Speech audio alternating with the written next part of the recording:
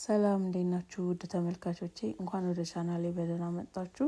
ዛሬ በጣም ጣፋጭና ቀላል የሆነ ይሄን የመሰለ ቆንጆ የድንች ሾርባ አብረን እንሰራለን። ቪዲዮውን እስከ መጨረሻ ይመልከቱ። ወደ አሰራሩ እንግባ። በመጀመሪያ ድስቱ ከጋለልን በኋላ ትንሽ ዘይት አድርጌ ከዛ አንድ በደቃቁ የተከተፈ ቀይ ሽንኩርት እጠቀማለሁ። እሱን በደንብ አድርጌ ጠብሰዋለሁኝ።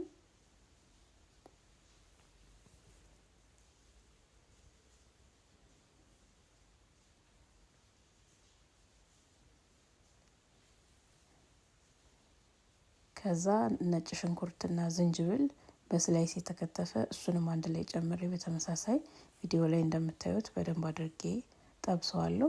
ይሄ ማለት ሾርባውን ቆንጆ ጣዕም እንዲሰጠው ያደርገዋል።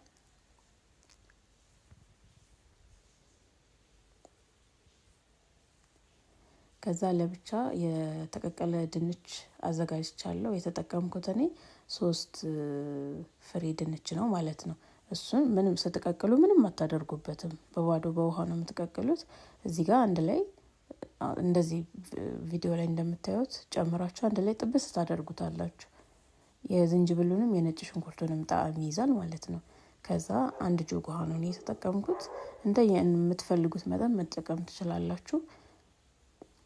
ከዛ በደንብ እንዲንተከተክ እናደርገዋለን። ወፈር እስከሚል ድረስ በጣም መወፈር የለበትም፣ በጣም መቅጠን የለበትም። ልክ እንደዚህ እንደምታዩት ማለት ነው።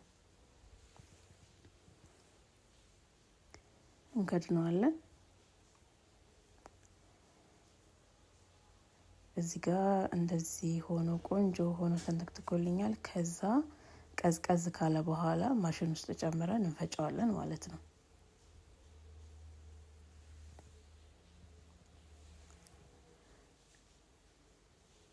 እንደዚህ ከፈጨኑ በኋላ እናጠለዋለን። ይሄንን የምናጠለው ለምንድን ነው?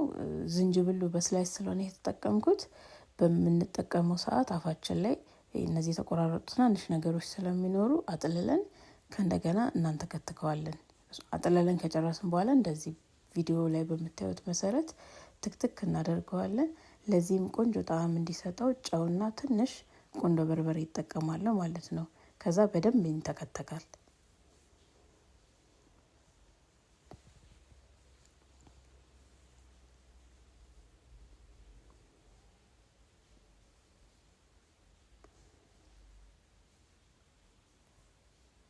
ከደን እያደረግን እናንተከትከዋለን። አያችሁት? እዚህ ጋር በደንብ ቆንጆ ሆኖ ደርሶልኛል። በጣም ያልወፈረ በጣም ቅጥን ያላለ መካከለኛ።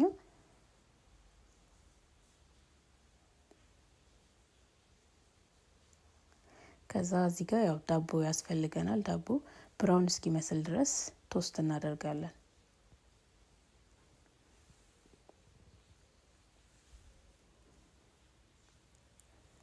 ይሄንን ከለር እስከሚይዝልን ድረስ ማለት ነው። ከዛ እዚህ ጋር እኔ ለሁለት ሰው ነው ያዘጋጀሁት። ሾርባውን አደርጋለሁ። ከዛ ስላይሱን ዳቦ ቶስት ያደረኩትን በደቃቁ ከትፈዋለሁኝ።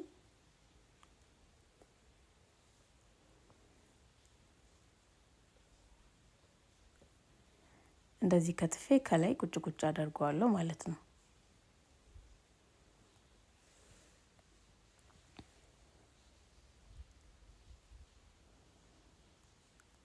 እንደዚህ ቆንጆ ሆኖ ደርሶልኛል። እናንተም በቤታችሁ ሰርታችሁ ሞክሩት። ቪዲዮ ከተመቻችሁ ላይክ፣ ሼር፣ ሰብስክራይብ ያደረጋችሁ ቤተሰብ ሁኑ። በሌላ ቪዲዮ እስከምንገናኝ ድረስ ደህና ሁኑ።